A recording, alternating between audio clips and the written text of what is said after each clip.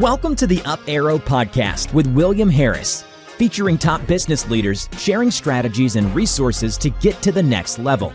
Now, let's get started with the show. Hey everyone, I'm William Harris. I'm the founder and CEO of Elumynt and the host of the Up Arrow Podcast, where I feature the best minds in e-commerce to help you scale from 10 million to 100 million and beyond as you up arrow your business and your personal life. I'm super excited about the guest that I have today, Dayne Hepner. Dayne is a passionate entrepreneur and follower of Jesus. He founded Candeeze, a thriving business specializing in freeze-dried candy, and has been able to utilize TikTok and TikTok Shop to not only launch his brand, but also scale it into the millions. In fact, he's currently the #1 food and beverage live seller on TikTok, which I can't wait to dig into. Dayne, welcome. Yeah, excited to be a part of the podcast. Thank you, William, for hosting me. Would love to share some info on how we've gone from zero to hero utilizing TikTok Shop. Yeah, man, it's going to be good. I got to give a shout out to Jordan Erickson, though. He's an incredible TikTok ad creator. He's trained many of the people in the TTCC, the TikTok Creative Challenge, made ads for like Fortnite, Alibaba. It's like some of the best ads that you'll see on TikTok because he's the one who put us in touch. And so, Jordan, thank you very much. Let's go, Jordan. Appreciate you. That's right. I'm going to give the quick announcement of our sponsor, and then I want to dig into the thing that we're going to be talking about is just live selling in general, but especially on TikTok. Before I do, this episode is brought to you by Elumynt.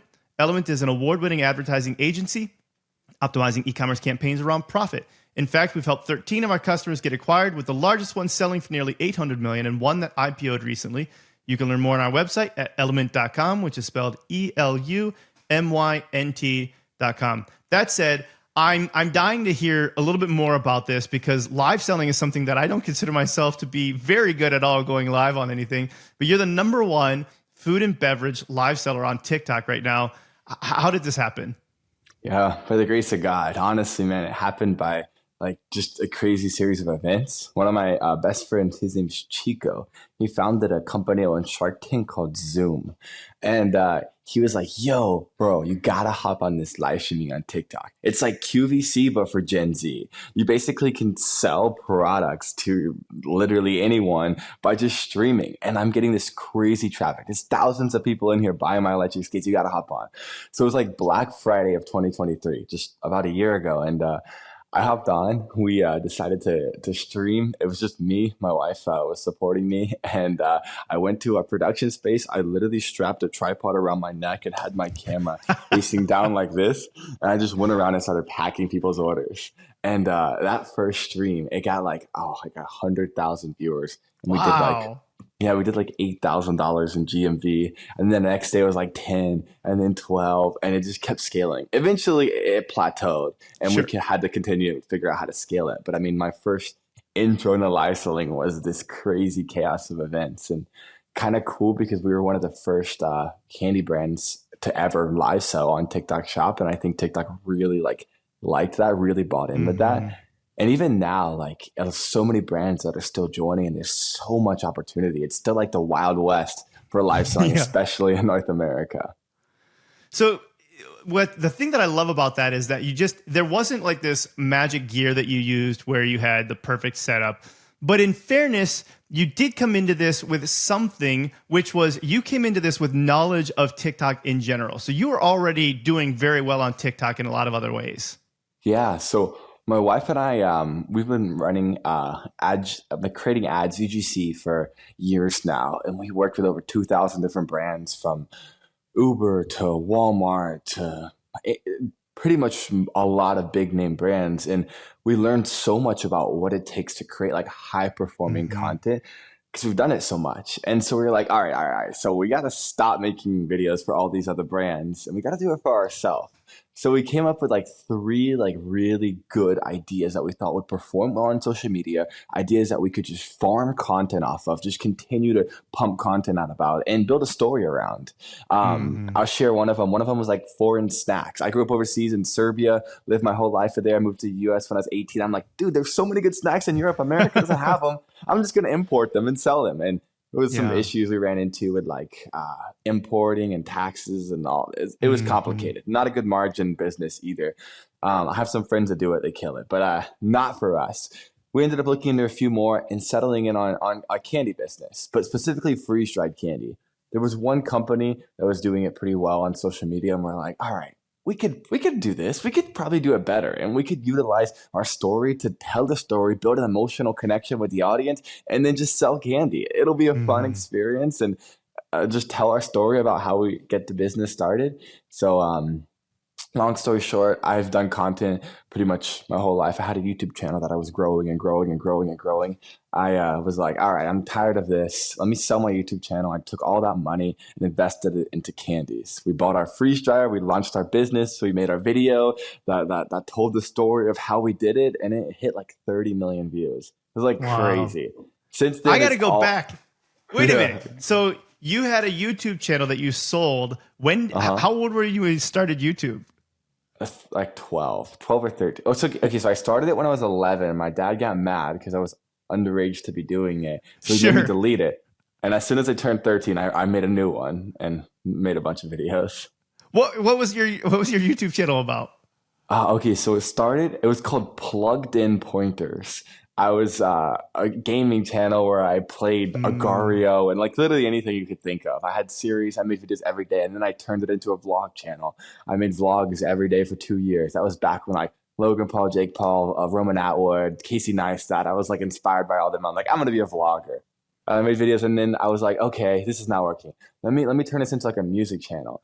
And not my music, but I made like a bunch of compilations of different music. And if you ever seen Christmas music with the fireplace background, with like the long video, I was one of the first people to ever do that. Really? Those videos. It's like the 8-hour plus stuff, right? Yeah, exactly. Yeah. So a lot of people had like single songs, but like not a lot of people had compilations. I just took all my favorite classic Christmas music, put it into one video, photoshopped a fireplace that I downloaded from YouTube on top of a beautiful background that we took a picture of, and uploaded it, and it got like that one got like 40 or some million views, and then I just kept getting copyright strikes, and that's when I was like, okay, music is not it. I got to keep going with something else. For those who are watching the video, Dayne just triggered one of the Apple reactions. I don't know if that's exactly what they're called, but you gave me the little heart sign. I don't know I think I have mine turned off right now. There you go again. Those things are so funny. Okay, but then you sold the channel.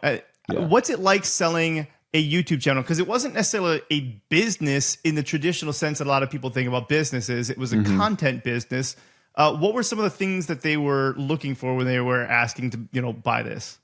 Yeah, so my gaming videos, they didn't care about. My vlogs, they didn't care about. They just really liked that they had huge videos that were playlists of music videos that had lots of views, because they were actually I don't know if they were an agency, but they basically had licensing to all this music. So essentially they could go back and remonetize all of it and make some good money off it. So that's who I sold it to, and it worked out. They paid me about $8,000 for it. I was happy to make some money off it because I was demonetized. There's nothing I could have done. And I was like, they like approached me. I was like, sure, you can buy my channel. How much will you offer? They're like $5,000. I was like, $5,000? Yo, let's go. And I was like, okay. I got to negotiate though. I'm going to negotiate 8,000. They're like, okay, we can do 8,000. And I was like, let's they go. take the first one. You're like, oh, I didn't go high enough. Yeah, but it's okay. That's all I needed to start Candeeze. That was in my head. I pay taxes, and then I need $6,000 to start my company.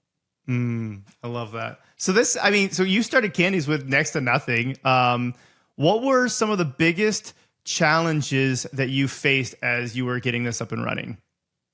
Oh, bro, the biggest challenge by far was my perfectionism. Like, I'm such a perfectionist. I'm like, okay, this has to be perfect. This has to be perfect. This has to be good. And this has to be good. And this and this and this. Everything has to be good in order to launch this company. And now looking back, I wish I could like smack myself in the back of the head and be like, just launch it. You'll figure it out. You'll learn. Because within the first week of launching the company, there was already like 5 things that were all screwed up. Like my bags, when I first launched it, I don't have it right here with me, but I had these paper bags and they would rehydrate. The candy would rehydrate in like a week. So I didn't know I had a shelf life of like a week. Ended up upgrading the bags and now they're fresh for like 10 years. But I mean, there's so many things that we just kept running into. And that was the biggest like thing that I just had to get over, is like Stop being a perfectionist, launch it. And when trials and you hit, like crap hits the fan, figure it out and then keep going. I love that because I talk about this often where you don't actually know why your product is great, but you also don't know why your product sucks. And so the best way to figure that out is to get it into the hands of the people who are actually going to be buying it, using it, eating it, consuming it, whatever that might be. Without that, there's an element of preparedness that needs to happen, right? But then we overthink it, and it's like you just have to get it into the hands of consumers. I heard a quote that says, the most billion-dollar ideas are in a graveyard because people never act on them. And it makes me sad. It's like so many people have these crazy cool ideas and they just don't launch it because they overthink it, or they don't feel like they're adequate enough, or they try to plan it out too much. Just do it. Just do it. That's my encouragement for you. I've done a lot of things and failed, but hey, it's worked out for the most part. 100%. Do you ever still feel that way? Because I know a lot of people talk about, they're like, oh, I still feel like, oh, who am I? What am I doing here like this? Do you still feel that way? Yeah, for sure. I would say the biggest thing now is like when crap does hit the fan, just like getting back up and continuing to figure out a solution to it versus like, I'm not give up, but like it's easy to just like get down and like, I don't know, upset. Like, okay, the numbers are bad this week. The ads are not working. The organic's not working. The live stream's not working. We're down bad. We're bleeding out cash because our payroll is going up. And it's like, all right, instead of like soaking in it, like, all right, let me figure out how to fix it. I think that's more so the things that I'm experiencing now. Yeah. Because I mean, I'm 22, still figuring out how to run a business. Well, these are new things, right? Like you were just talking about, like, it's like P&Ls and all this other stuff. From talking before with you, I'm under the impression you didn't necessarily go to business school. You were like, I'm going to go get my MBA. Like, that's my thing. And so how have you learned the things that you didn't need? And maybe you haven't learned, maybe it's by replacing or placing certain people around you who know these things. Yeah. I mean, I did graduating from an online school because my parents really wanted me to have an education. But I honestly learned nothing. It's probably my own fault. I'm like highly ADD. I'm like, I could never focus. Like the biggest thing I learned was my social skills and interacting with people because I was homeschooled in Serbia. I gotta like not be I got to be more extroverted. That was the biggest thing I learned in college. But I would say picking up on the skills, the biggest way I picked up the skills was by doing it. Before I launched Candeeze, I had no idea what a profit and loss statement was at P&L. I had no idea what a show and watch GPM is for TikTok shop. I had no idea what any of this stuff was, but like through growing in it, I mean, I'm learning every day. I didn't even know how to file taxes when I first launched it. Yeah, that's one of those things you almost wish you didn't know, right? Yeah, who wants to file taxes? You have to. But what about you had talked to me about when Amazon damaged like $75,000 worth of product. What happened there? Oh, TikTok damaged it, not Amazon. Oh, TikTok did. I love TikTok. It's a love relationship with a little frustration. They were using a new fulfillment center called FBT, Fulfillment by TikTok. Not going to talk too bad about them, but basically what they did was they rushed into this fulfillment by TikTok. I feel like, in my opinion, a little too quickly. They partnered with a company called ShipBob.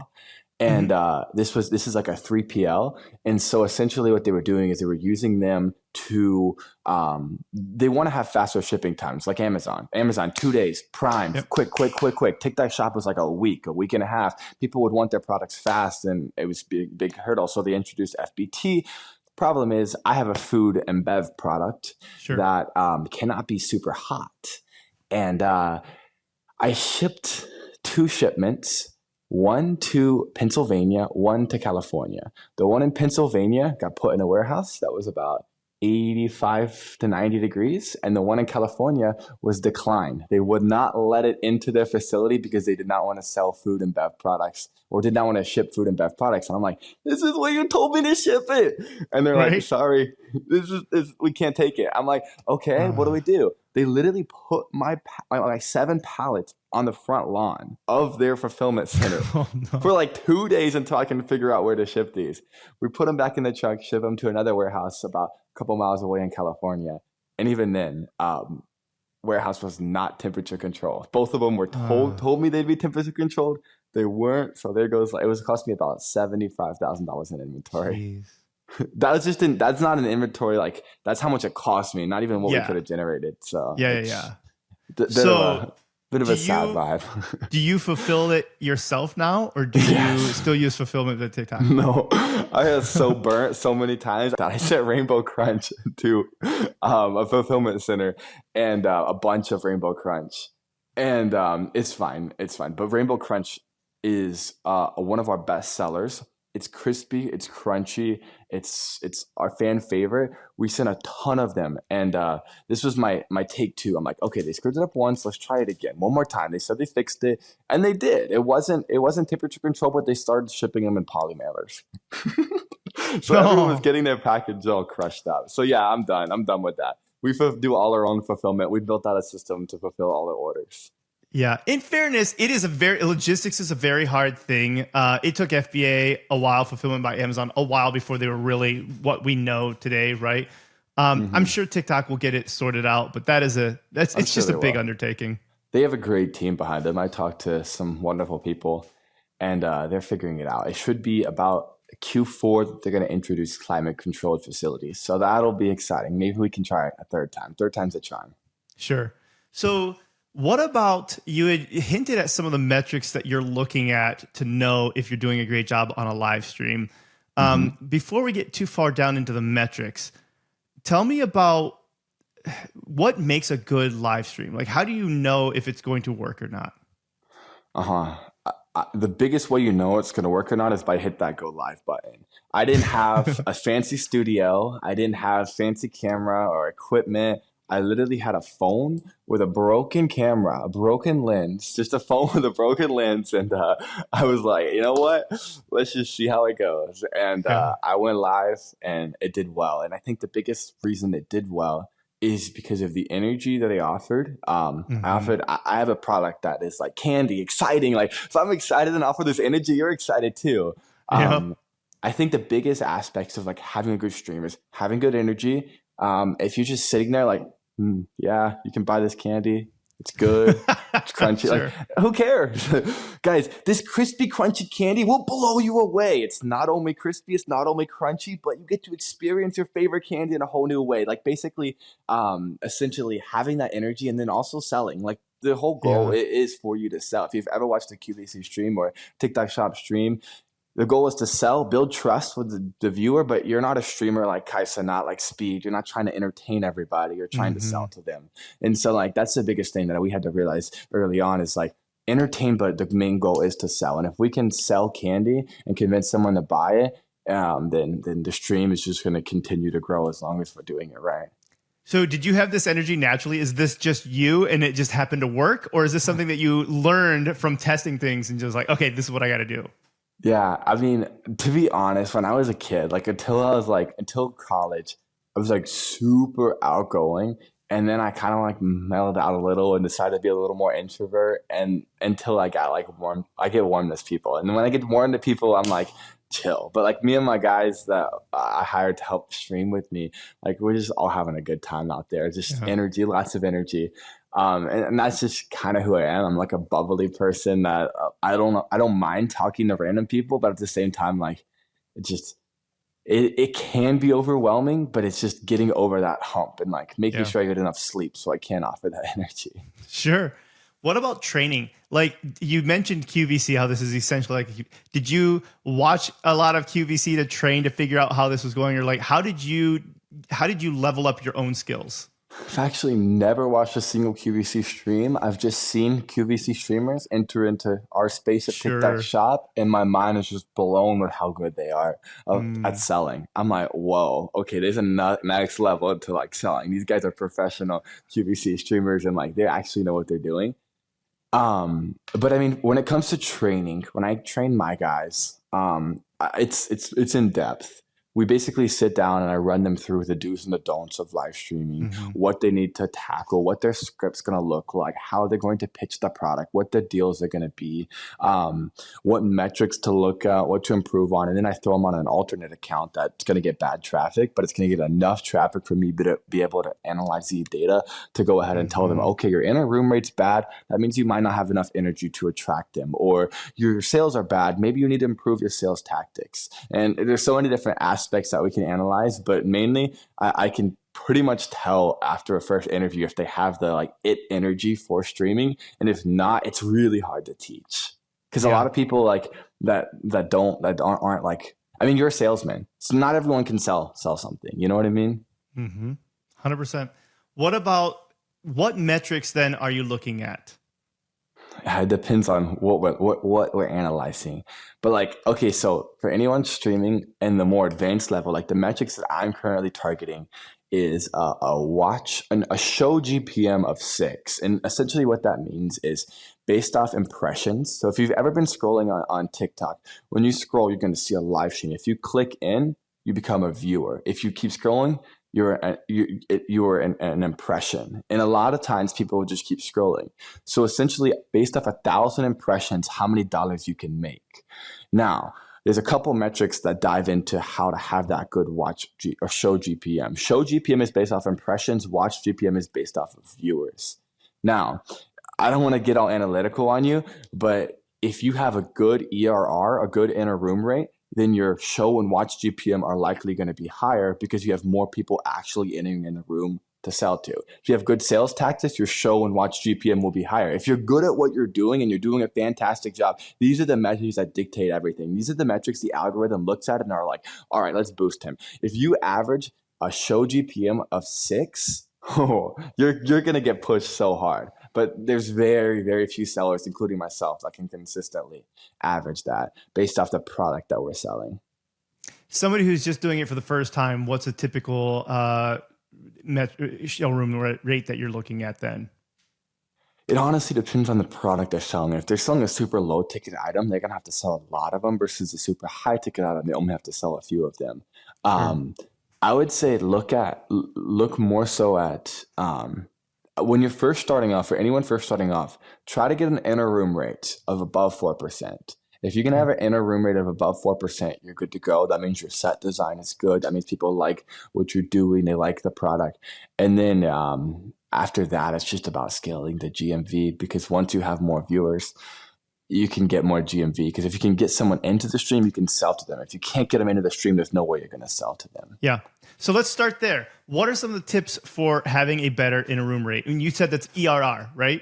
Yeah, ERR. Okay. So we'll just say inner room rate for the sake of it. But okay, so for example, let's say I am standing behind this black wall right here. It's just me, and right now I'm selling you these 3 Pokemon cards. By the way, Pokemon are not cards, but just cards in general are the highest GMV streamers on TikTok Shop right now. So like, let's say I'm selling you these 3 Pokemon cards, right? And imagine me in front of just a backdrop that's white telling you about these 3 cards. Yeah, it's kind of interesting. These are pretty rare cards. These are pretty good cards. If you're interested in Pokemon, you'll click in. Now think, how can we take this to a next level to not just a normal average Pokemon viewer that knows what these are, to like the general demographic of public? How can we convince them to enter? Now think, okay, just simple, an LED light that flashes could add a little bit. An extra box of Pokemon cards, another set, a box of just think set design is a big way you can get someone to enter into the stream. If you can have a really cool set, a lot of people will enter. Another way is billboards. When you're streaming, you can have a billboard, a whiteboard. If I have a whiteboard right there that says, join to enter into the free giveaway, I mean, I'm going to join. I want to get some free Pokemon cards. There's another idea. Another idea is $15 off. If I'm scrolling, I'll be like, $15 off of the 151 set? Yo, heck yeah, let's hop in there. Let's see what they're about. And another way is microphones. If you have a terrible microphone, why would someone watch you? Another thing is camera. If you're super blurry, why would someone watch you? Now, for the beginners, just do it and analyze your data and figure out how to improve. Don't overthink it. Don't think you need a professional camera. I'm the number one streamer on Food and Bev by the grace of God, and I use an iPhone still. I don't use a DSLR, and I need to probably get a DSLR eventually, but I still use an iPhone with these little DJI microphones. But overall, I would say if you want to improve your inner room rate, you got to have a cool set, good audio, and not to be frank, but I mean, your host has to not necessarily be attractive, but attract an audience. Does that make sense? If your host is boring and just sitting there, it's not going to work. To be completely honest with the viewers, someone that is like, I have a lady that streams for me, and she attracts more viewers than my guys that stream for me. It's just kind of how it is. And whatever, just think what would someone watch, basically. If you can get them to watch, then you're good. If you're just sitting there in front of a blank white wall, then you're probably going to have a bad inner room rate. Yeah. Okay. So I love that. Let's say we've got our ERR up, our inner room rate. The next thing was what? Sell-through rate? Was that kind of what it was, or what's that called? Yeah. So, I mean, you have your click to order rate. Sure. I would say once you get them into the room, there's a bunch of different things you can tackle. I've noticed that to have the best sales, this is obvious, but the best sales is to make them feel like they're getting the best deal. A method that works really well on TikTok Shop is strike-through pricing. I know for a fact that strike-through pricing works better than average. There's a normal price. So if you're selling your product at $30, price it at $45. Give them $15 off. Make it feel more special. It works every time. Works better. People prefer it. They think they're getting a better deal. Coupons, flash sales. Flash sales are a super good way to create a sense of FOMO, fear of missing out. If you don't get it right now, what a flash sale is you have a certain time in the bottom corner. Like let's say 5 minutes.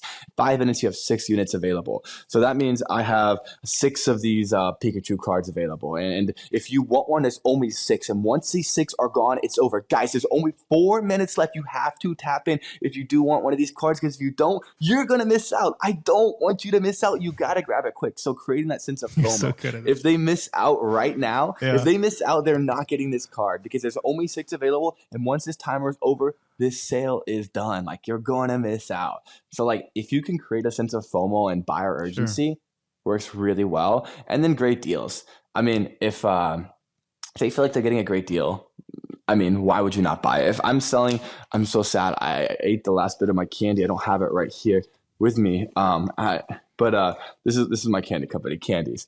If they're buying some candy and they feel like they're getting a crazy pricing comparison, then they're most likely going to buy it. And one method that I've done to really make them feel that way is offering sample packs. So instead of selling just 1 bag of candy, they're going to get 7 bags of candy. Now the bags might be a little smaller, but they're going to get 7 bags, the ultimate variety pack. And so like that's another way is bundles. Bundles do really well. So if you have something you can bundle, like for example, if I could sell you this Bulbasaur right here, or I could sell you the whole set of all 3. Which one would you prefer? Not only would you make more money off all 3, but you have a higher AOV, higher average order value, and they feel like they're getting a better deal because you're not selling this one for $20, but you're selling all 3 of these for $45. So just selling.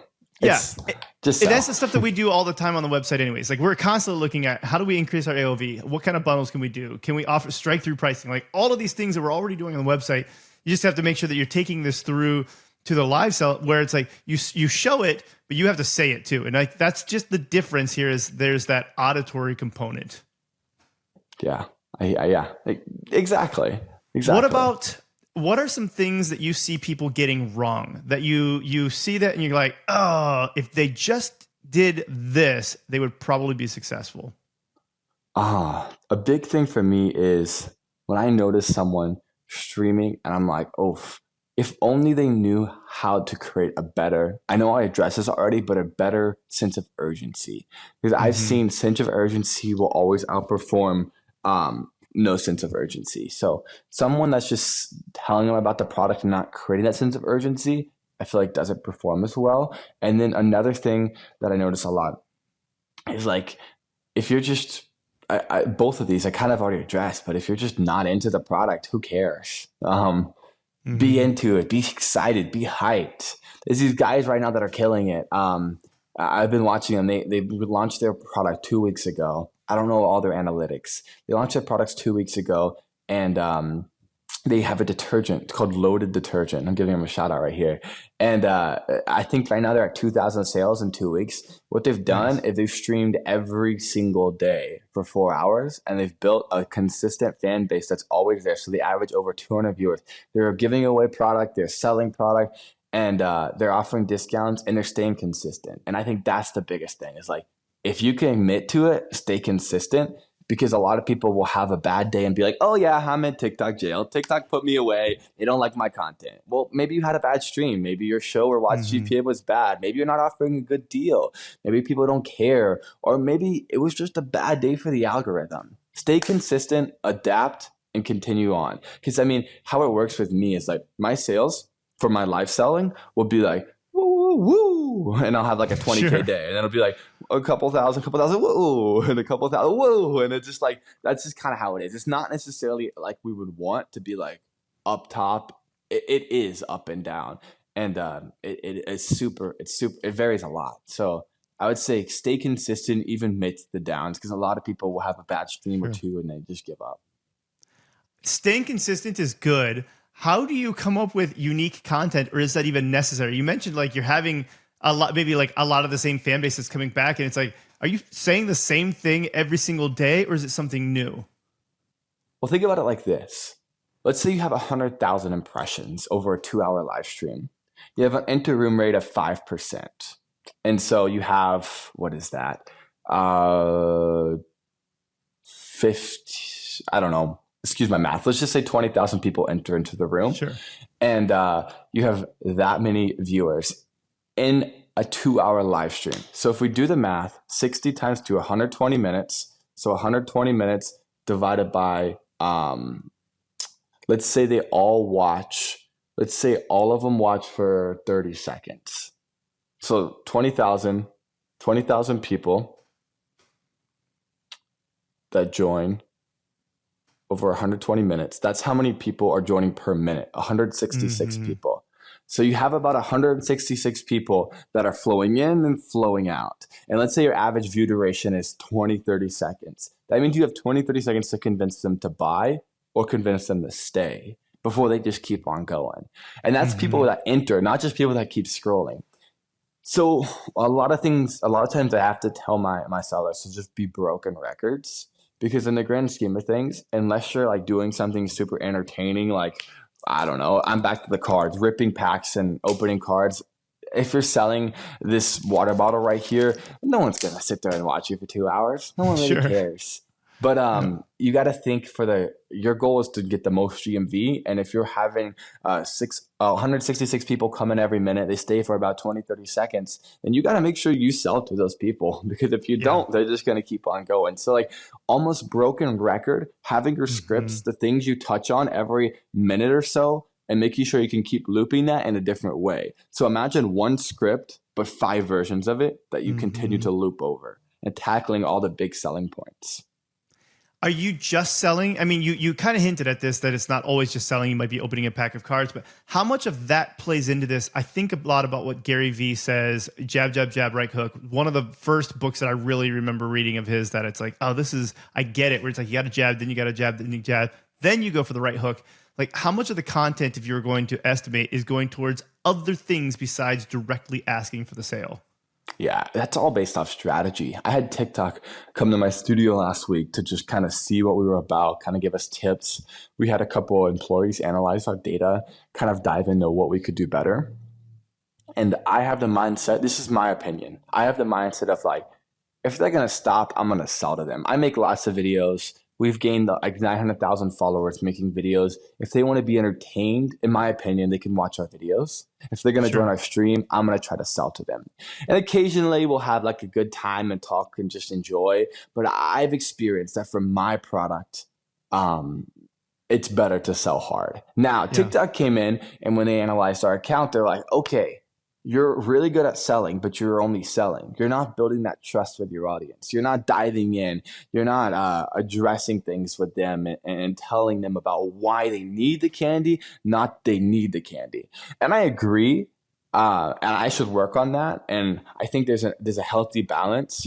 But in my opinion, based off my experience, if you get too focused on entertaining or telling a story or building trust, then you're going to go down on the sales. So it's like a healthy medium of like build the trust, but sell. Don't slow down on selling, but do it in a way that builds trust. What about comments and questions that people ask? How do you manage those? Because sometimes you could end up with so many coming through that you don't have a chance to see it yourself. Do you have somebody else in the background helping answer questions for you, or at least making sure that you saw the question? For the most part, a TikTok shop is like super quiet on comments for us. But when they do address it, I read it in my head. We've had issues in the past where one of my streamers read a comment out loud and their username was a troll name and inappropriate. So all of us it got us taken down for a little bit. So like just read everything. Yeah, I'm not going to say the name, but read everything in the back of your head and like address it. A lot of people will just come in to hate. A lot of people will have genuine questions. And if I feel like it can spur the stream on, I'll address it. If not, I run right over it. Because like sometimes I can get so derailed by reading a comment that I totally miss my pitch, and those 166 people don't get pitched to. And so it's a healthy balance between both of them. But I would say if your viewership is super low, you can really have a good stream by just engaging the comments. Every time someone joins, you can be like, hey, what's up, Kurt? Hey, what's up, Jenny? Hey, Carl, Paul, how you doing? I hope you're having a great day. Carl, have you ever tried freeze-dried candy? If not, now's your chance. We have a crazy deal here at Candeeze. Like you can just build the comments. And Jenny's asking, what size are the bags? Well, Jenny, the bags are 2 ounces, about the size of a soda can, and you get 7 different kinds. Perfect for putting in your lunchbox, for your kids after headed off to school, perfect for throwing in your bag for a quick little sweet snack at work. So like find ways to always be using the comments to sell to them, but also answering their questions. If you can find a way to do that, you're a goated streamer. I love that. What else am I not asking that we should talk about when it comes to really doing live streaming and selling well on TikTok? Okay, so something that is super important is consistent streams, but also if you can create videos and post them right before you stream and they're good videos, it'll boost your stream. So they're called TikTok. This is like TikTok's confirmed internal information of like, they share this with everyone, so it's fine. But if you can create what they call heating videos to heat your live stream, it'll go super well. So for the most part, don't promise it. But I mean, for any live streams, basically, let's say today I am selling a 7-pack of bundle. And if you join the stream right now, you're going to get a free gift with every purchase. I can make a quick video being like, guys, we're live streaming right now. And if you've ever wanted to try candy right now, you can get a 7-bag and a free gift. We're throwing in a free gift. Just join the live stream right now to take advantage of this deal. You're not going to want to miss out. And for me, this was so hard to do because I have a mindset of like, this has to be polished. I have to polish these videos. They have to look good. And now I just private them afterwards. And so I've noticed that has helped the stream a lot with getting engagement, because if a viewer sees that video and enters your stream, they're already enticed to buy. Now, here's the deal. That video is going to be pushed and people are going to see that video and choose to enter your live stream or not. In addition, your live stream is going to be pushed. People are going to see that live stream and choose to enter or not. Genius. So almost you can like double attack. Let's say your video gets 20,000 views in a 2-hour duration of you going live. That means your live stream or your video got pushed to 20,000 people. Let's say 100 people entered your live stream. That's 100 more eager buyers. And it's so simple to create those videos that heat your live streams. I'd recommend anyone doing that. This internal team's always fussing at me because I don't do that enough. And if I could improve on one thing, that's one thing that I would be improving on, is making more videos to heat my live streams. And especially if you're offering a crazy deal. You can actually make multiple of them and tag the event. You could tag the event. If you do tag an event, here's something interesting. don't tag the product. If you tag a product listing, it's not going to get pushed the same way if you tag an event for your live stream. So don't try to double whammy. Don't try to like get them to buy off that video and buy off your live stream. Literally redirect them into the live stream. Don't even tag a product. Yeah, that's good. What about Shopify? You and I were talking about this. Do you still run all of your sales directly through TikTok? Have you tested out sending product through Shopify? Does that end up just not working as well from a live streaming perspective? Yeah, so you can't, if you ever live stream, don't redirect your traffic. You'll get internal deboosting for that. And essentially they'll just deboost your account. They're like, oh, they're redirecting off the platform. Let's not boost them to more viewers. Don't ever do that. Don't Makes ever sense. say like, click the link in my bio. That's a no-no word. So one way that we were boosting traffic to other platforms was before TikTok Shop was a thing. We were promoting our website through TikTok.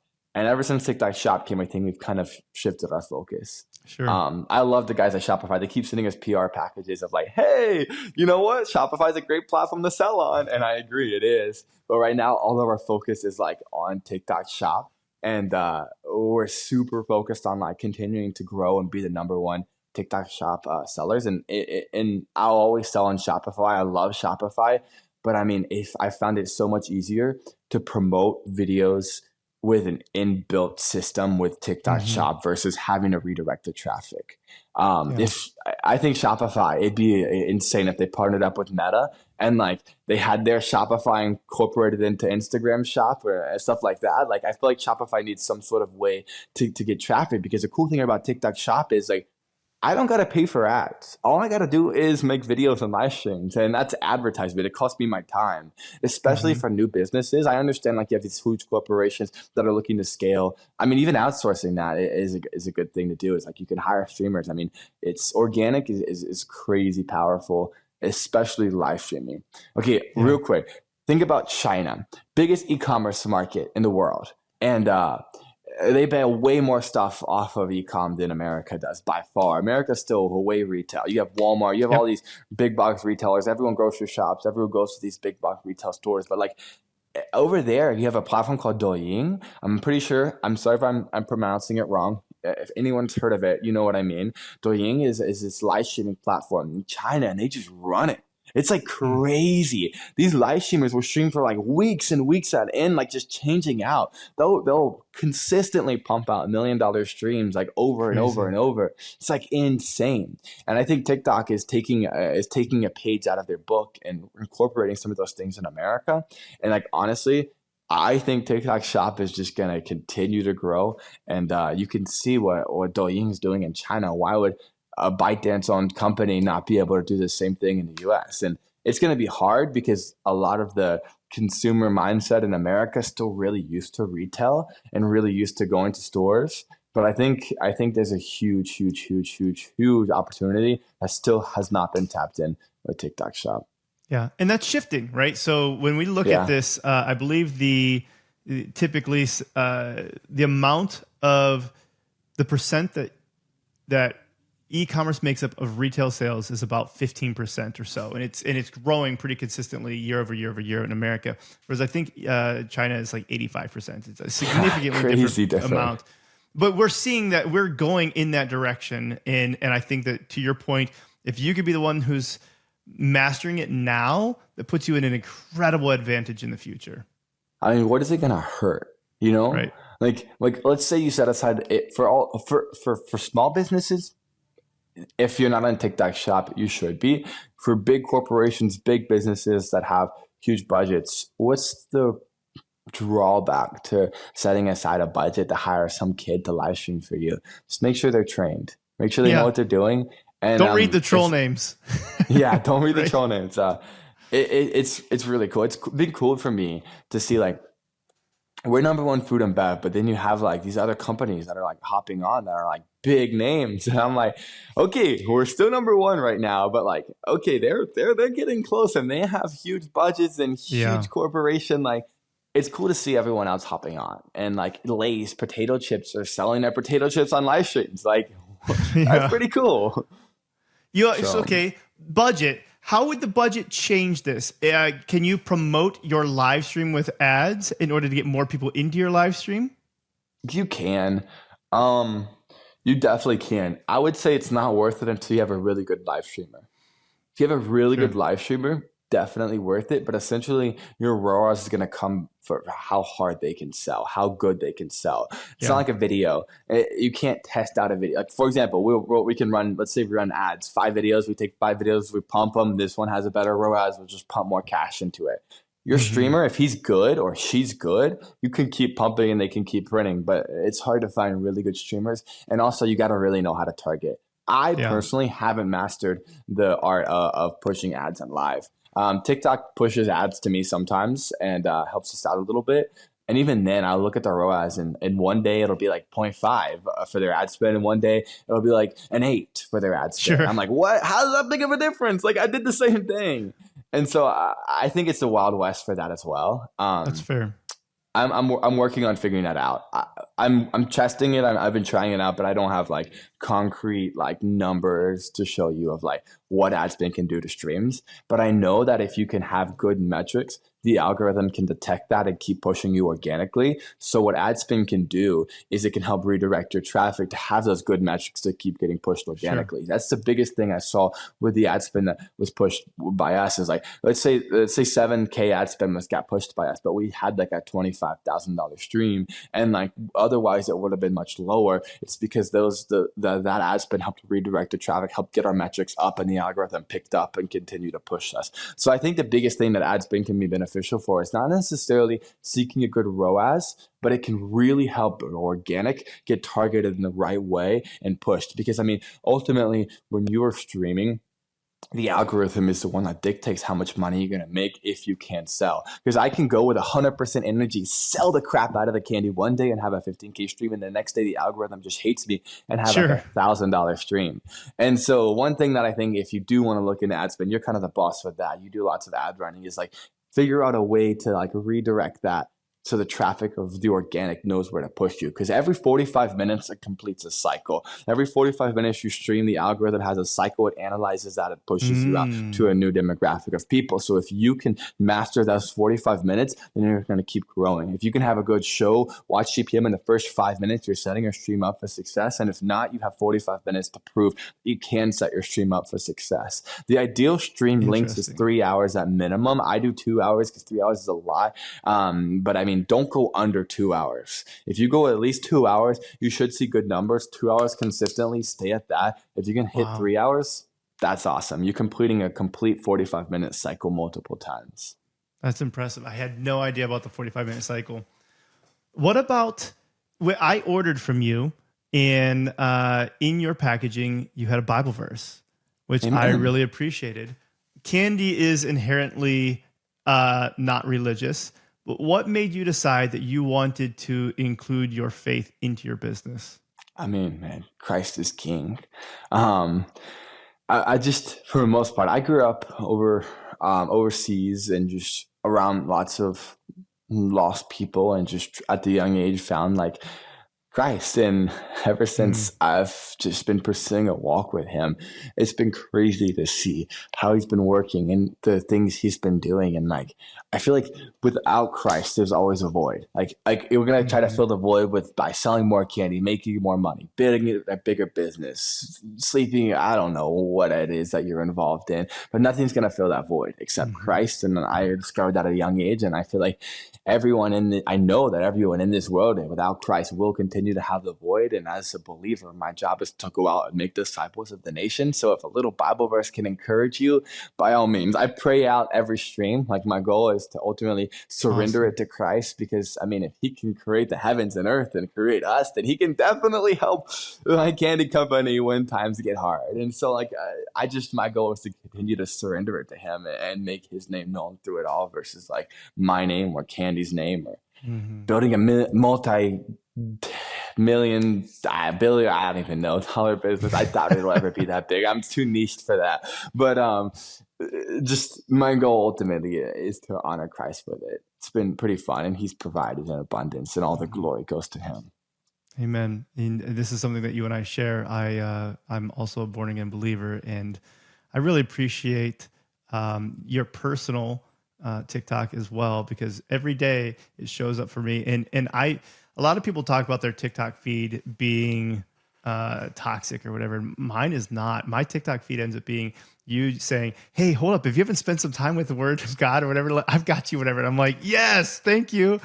But it goes from that, it goes to like other really great inspirational things and motivational things. And it's like, my TikTok feed has been, let's say, I don't know, carefully crafted into something that's very inspirational, motivational to me. And so I appreciate everything that you're doing by setting out those Bible verses, but even just your personal stuff too.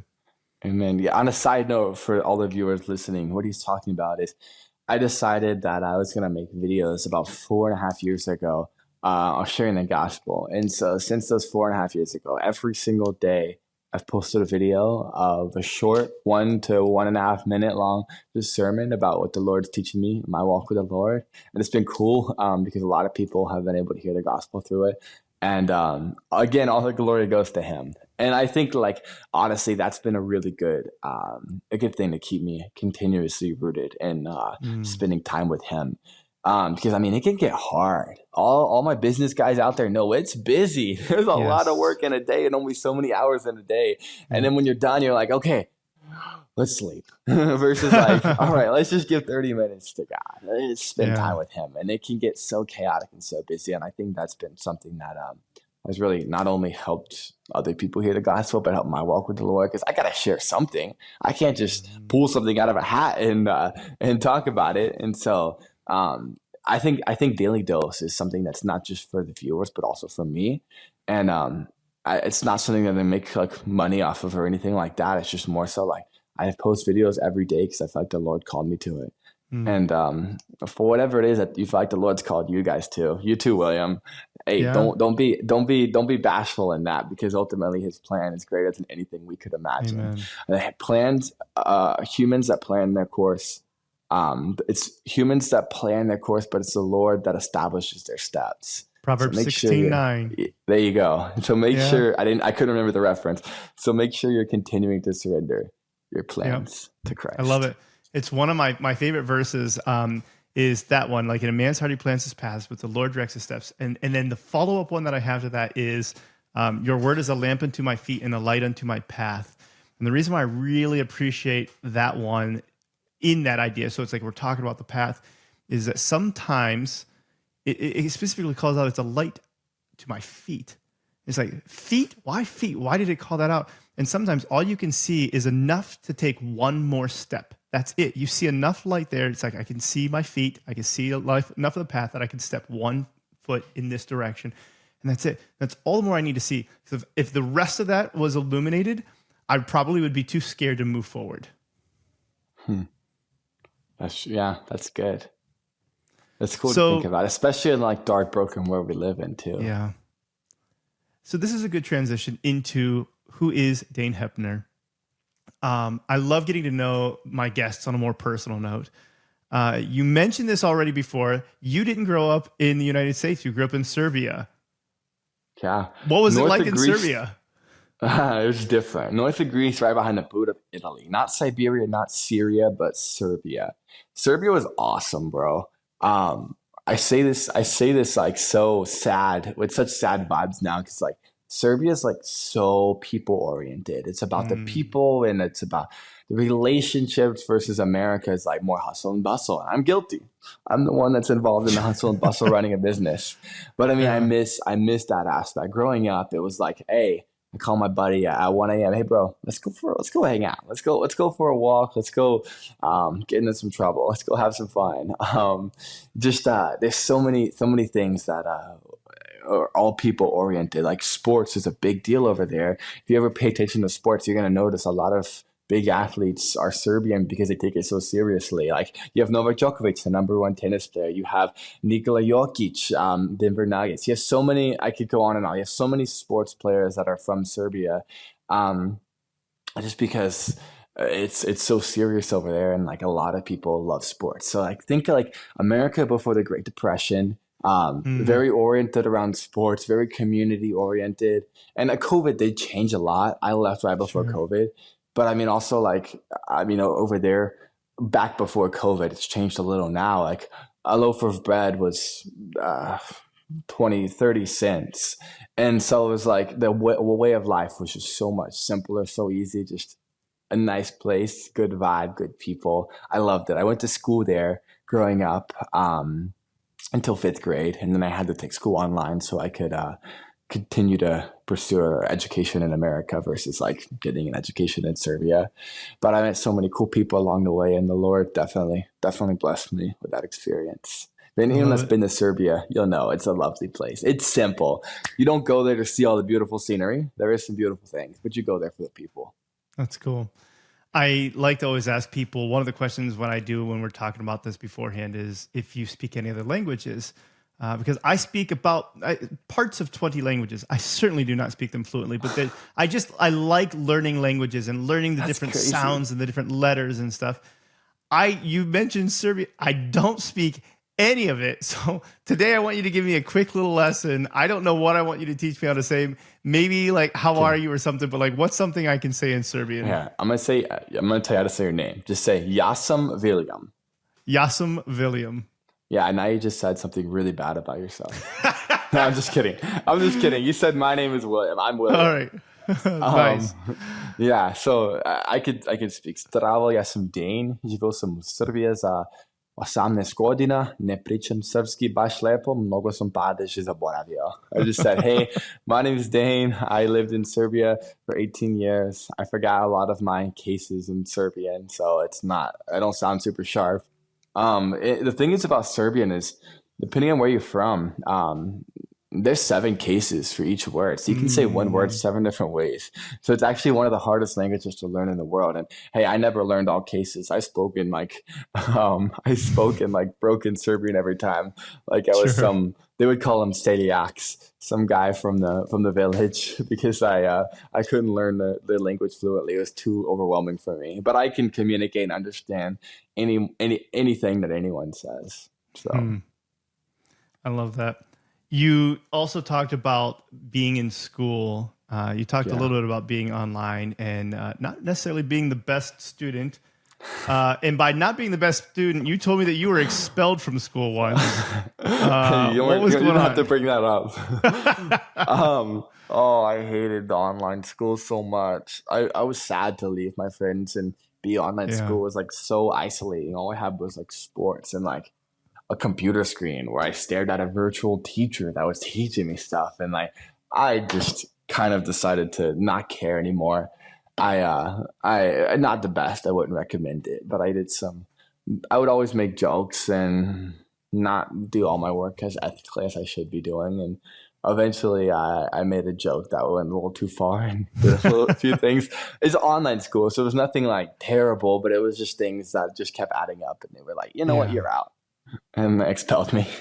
Oh, man. And I ended up having to go to a different online school to graduate. But went to college and did well in college. And then after a year of college, I dropped out because I was like, wow, for the school I was in, I was like, wow, a lot of these kids that I'm around, I think I just found the wrong group as well. Don't really care. Mm-hmm. Like all they care about is things that are like just so pointless. And so I ended up dropping out and I accepted a temporary job with an organization in Minnesota, in Minneapolis.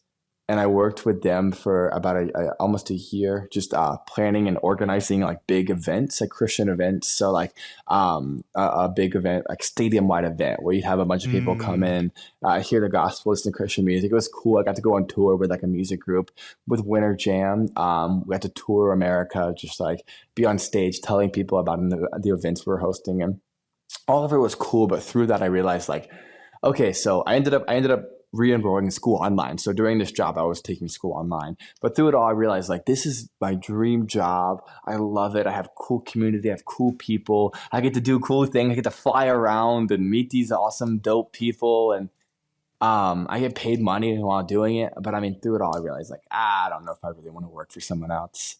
I kind of want to work for myself.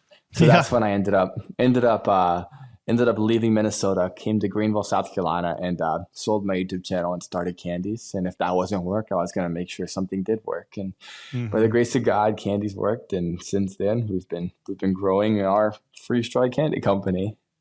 And see, the thing I love about that is I feel like there's a lot of people that can relate to that. Most entrepreneurs I talk to either struggled in school or struggled in some way, just simply saying that it's like the normal path is not for them. And that is because they think differently. And I think that that's good to be able to recognize that if you're struggling in some way as well, that may be a sign that there is something different for you. And that's okay.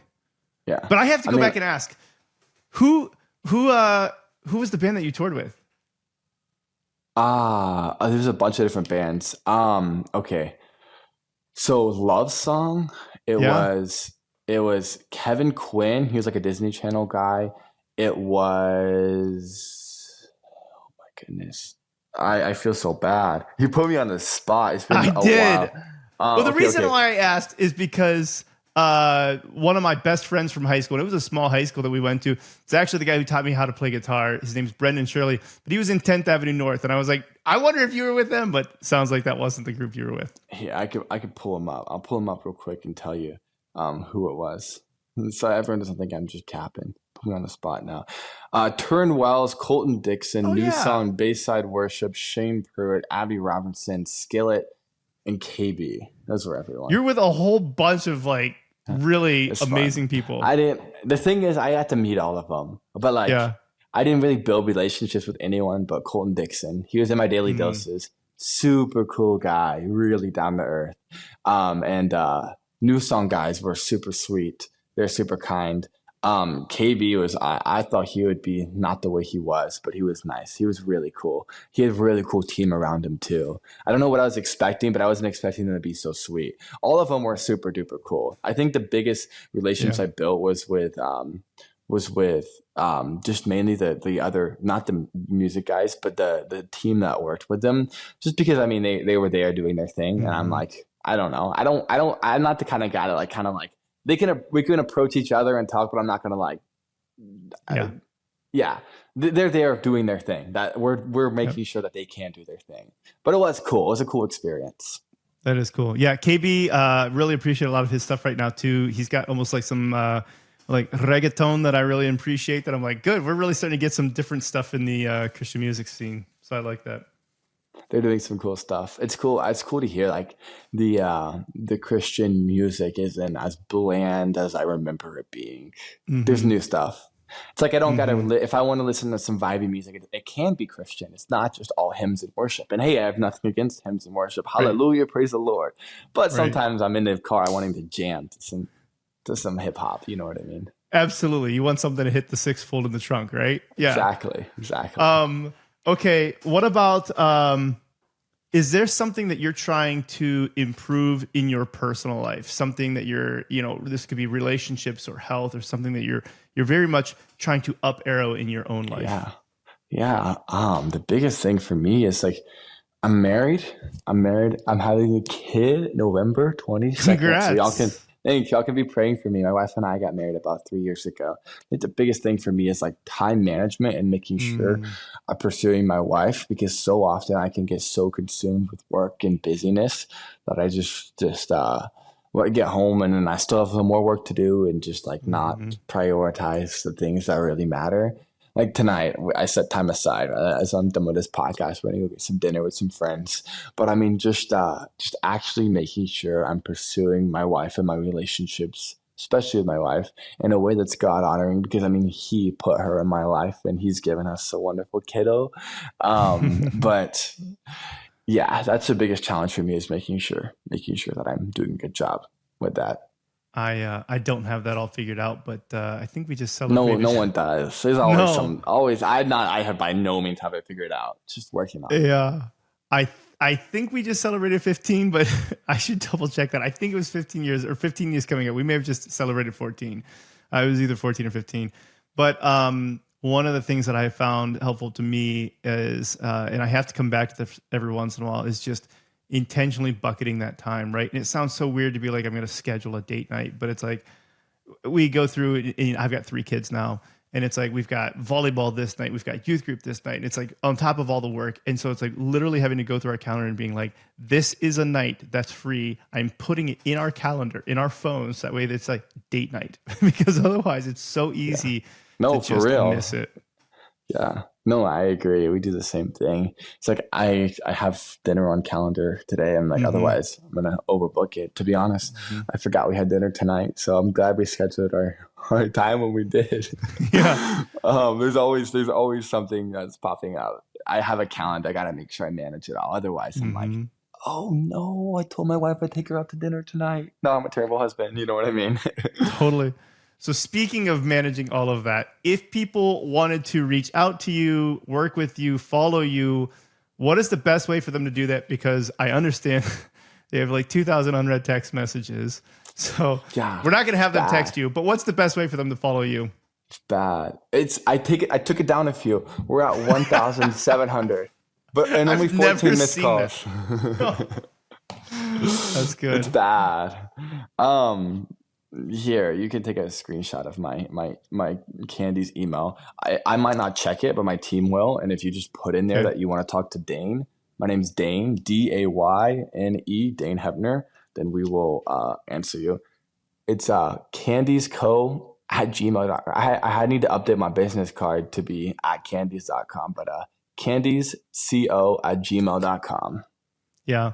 And more importantly, they can follow you on TikTok, which is... Oh, yeah, that's true. Candeeze Co. Yeah. Yeah, you can check us out. See what kind of candy. Maybe go have some free check candy for yourself. If you ever see me on stream, be like, yo, I saw you in William's podcast. Give me a special deal. And hey, I'll hook you up. I'll give you your special deal just for you. I love that. Let me know. And that's spelled, for everybody who's listening and not watching, CandeezeCo. So the name, real quick, I love combining things. So there's two reasons I named it like this. First is it's candy and freeze. Candeeze. The second is when you say Candeeze, you always think Candeeze nuts fit in. Well, you know what I mean. And so I'm like, okay, no one's gonna forget it because my target demographic is young guys, young girls. I mean, they love candy. Most adults don't eat candy because they're trying to watch their weight. So I mean, hey, if they hear my name, they're not gonna forget it. And I think it worked because I don't know, we're out where we are. Praise the Lord.